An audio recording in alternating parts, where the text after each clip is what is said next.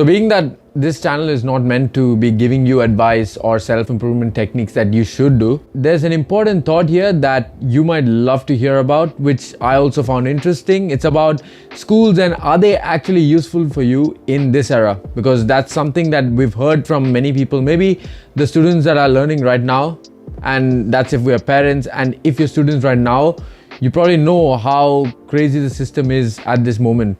Maybe the skills that you learn here are not being transferable into the real workplace. So let's explore what that is all about in this video. Now, before people get on to me for saying that the school system is bad, I'm not implying that you shouldn't be going to school, that it's not good for you, that there's nothing beneficial to you in going to school.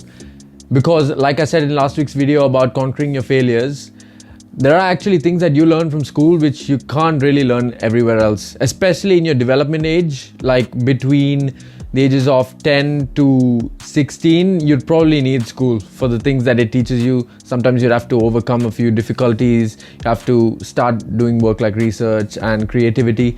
School does help with that, but there's of course the flip side of the argument. So that's what I want to cover in this one. So have you ever thought of the education system and thought, why is it the way that it is? Why doesn't it promote creativity? And now this goes across the board wherever you are. The sense of creativity is not taught as much. Things like communication isn't really taught much. Now, do you think that these people upstairs don't know? I'm pretty sure they know. And it's a fact that they might be knowing and they're still not doing something about it, but that I'll come to a little bit later. Now, if you're a member of one of these conservative communities, maybe let's say for India, since I'm an Indian, I can speak on that.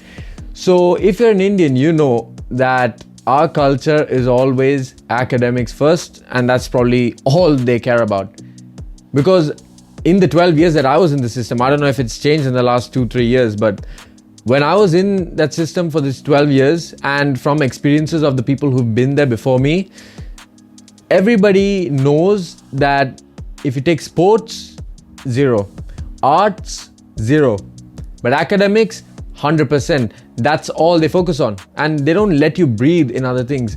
Let's say we had a free period or we had a PE class in school. What do? They take an academics lesson right then. They say, you don't need PE. No, you just need to learn. You need to study for the exams. That's what you need to do. And then they push you into that. So why do you think this happens?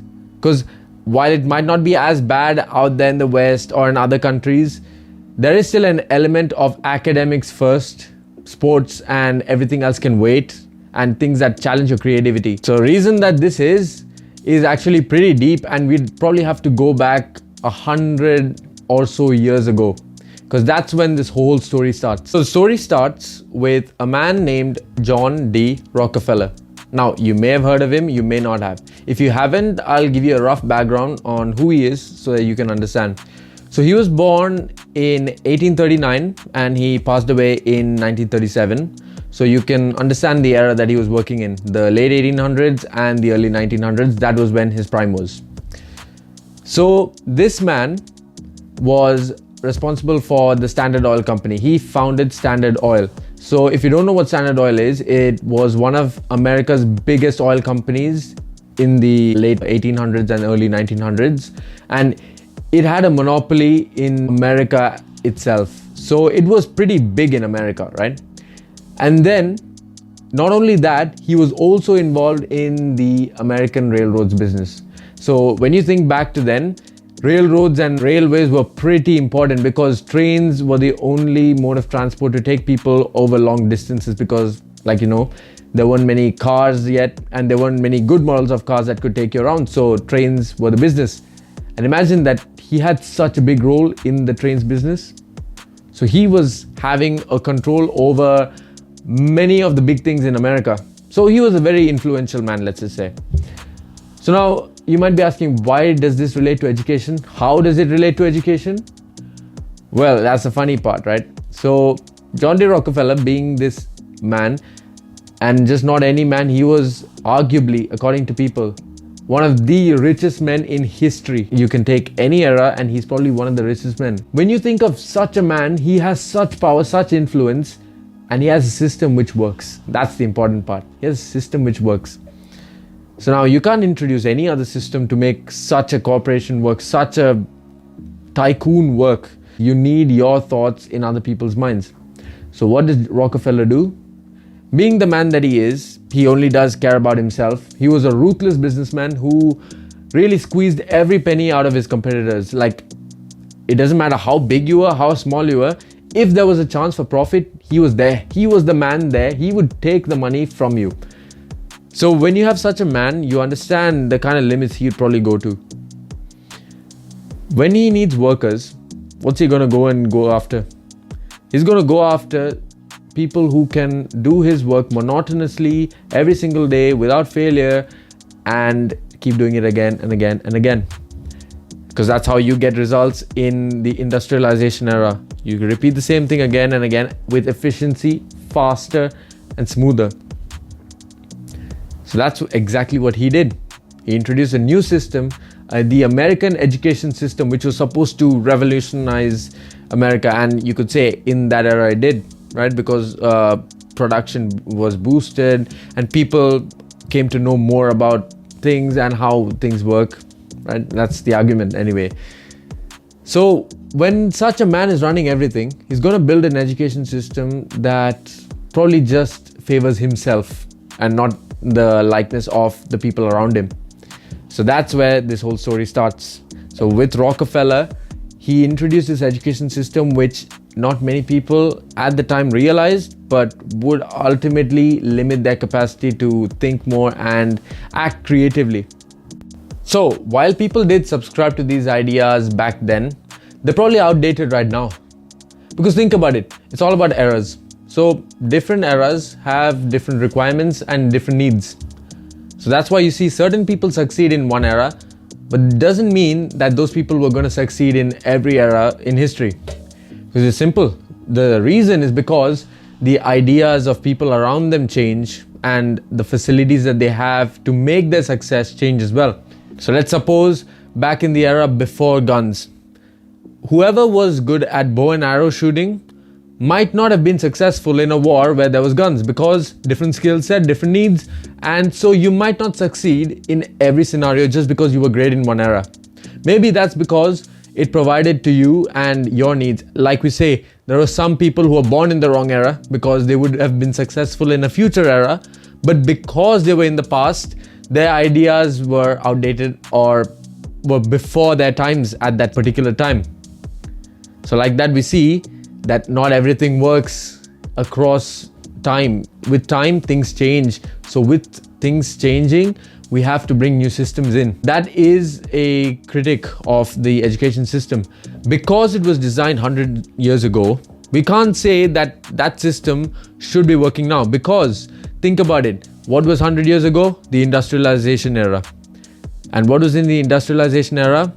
The same work, monotonous, keep doing it again and again and produce more efficiency. Those were the words that were associated with the times back then. But let's take this era for example. When you consider today's era, it's all about AI. It's about service. Service agencies are way more popular and service companies are the popular thing right now. It's not really the industrialization companies as much. We're moving, and we probably moved long back from the industrialization into the service industry. So when that has already changed, don't you think that the skills required have also changed?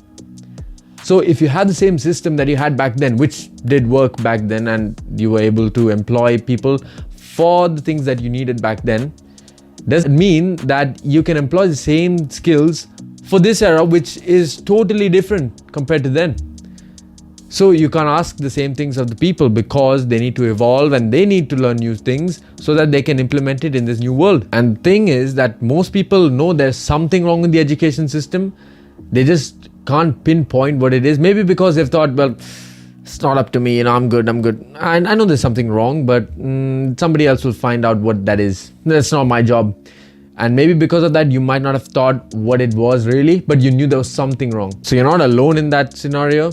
But what we need to discuss is that this kind of system does discourage creativity, and promotes more monotonous work and just repeated work again and again, the same things, without really introducing creativity much. Now this applies wherever you are, whether it's in India, whether it's in China, whether it's in the US. The system and the ideas are pretty much the same, because the people at the top basically want you to follow the same thing, because for them it is still useful. Because while they might be running a service industry, they might still need you to follow that same route so that you don't think much, right? Because this system that Rockefeller designed was so that people shut up and just do their work.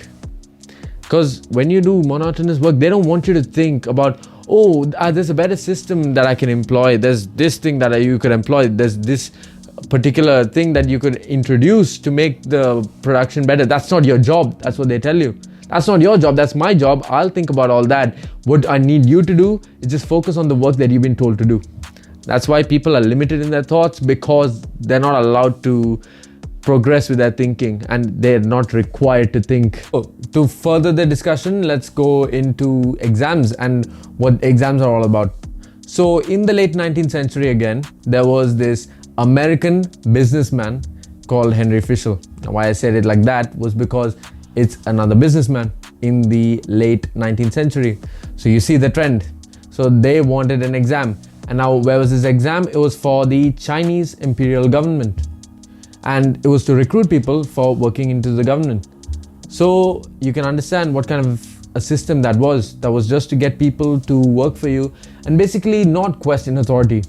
So it's when they come to you, you're being told, here's the questions on your paper, you write them and then be on your way. And once you're working for me, you're not going to be suggesting new things to me or questioning my authority. It's just you'll be appearing, do your work, and then be on your way.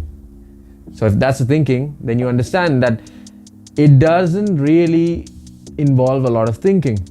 It's about doing what you're being told. That's when you understand what exams are really all about. Because what are exams? Exams involve you, first of all, to attend class, because 80% attendance, remember. Because if you don't have 80% attendance, especially in universities and in schools, you don't have 80% attendance, you can't write an exam. So you have to be in school every single day. And without that, you can't then go and start memorizing concepts. Concepts, or in other words, theories or processes. Like we said before, processes, which are basically questions and how do we answer them, the techniques. And you have this whole book, you have to memorize all the concepts, all the ideas, and then you have to identify how you're going to convert that into an answer for the question that you have.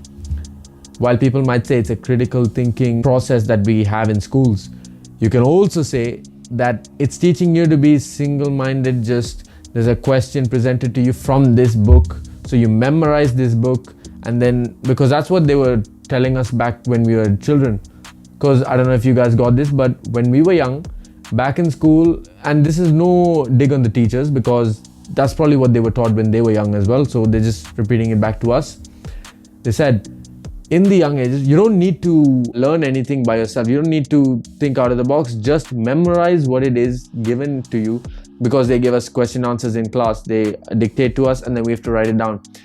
So we are going to tell you what to learn. What you need to do is just memorize that a few questions, and that is what's going to come for the exam. So they're sort of teaching us memorization from an early age. And they're saying, you have this, just memorize this, come to the exam. That question, that very question is going to be there in the exam. All you've got to do is just get your pen, get your memory, start jotting it down, and that's it. So then you think that is probably why that they're not challenging us even further, because when we're taught that from a young age, it's probably in our minds ingrained. So we don't really want to challenge much. And then you wonder why people don't challenge authority or do much, because they're being conditioned from an early age. And like I was saying before, you have a process, and then you come to the examination hall, remember exactly what you did, and then you print it back onto the examination paper, and then you go again for the next exam, and it's the same way. Memorization. So when you have memorization, then you understand the trend. So it's basically repeat, monotonous work again and again and again. So when that's a pattern, you probably see the pattern in not just this, in every other scenario. So this is what they're doing. That's essentially their plan. So this is not just a concept for education that you should remember. This is something that you should challenge your mind to in everything. Think of things that you wholeheartedly 100% agree with, concepts that you've never challenged in your life before. Try to take a negative stance on it. Maybe because it's something that was in your blind side that you couldn't see yet. But when you start critically challenging ideas like this, like, why not? Maybe there is something that I'm missing. What is that particular thing? And then once you try to find it out, then you realize that you've probably been missing out on a lot. Because even in this argument, I'm just putting out one perspective. There's many perspectives that you can tackle it from. A positive stance where education right now is probably the right thing. Some people say it's the wrong thing. It's a debate after all. So just put out your arguments. And that's when you understand, when you look at things from a different perspective, you understand how we're probably not being trained to challenge ideas.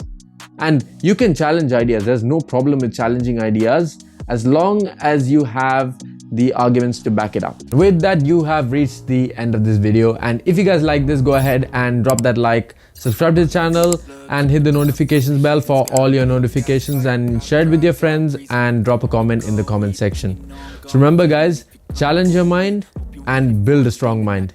And with that, see you all in the next video. And remember, never stop dreaming. See you all. With the webs I'm weaving, I could take this crowd from seeing to believing. Got a taste for blood and my tongue keeps bleeding from the words I spit. So sharp, so freezing, so cold. Behold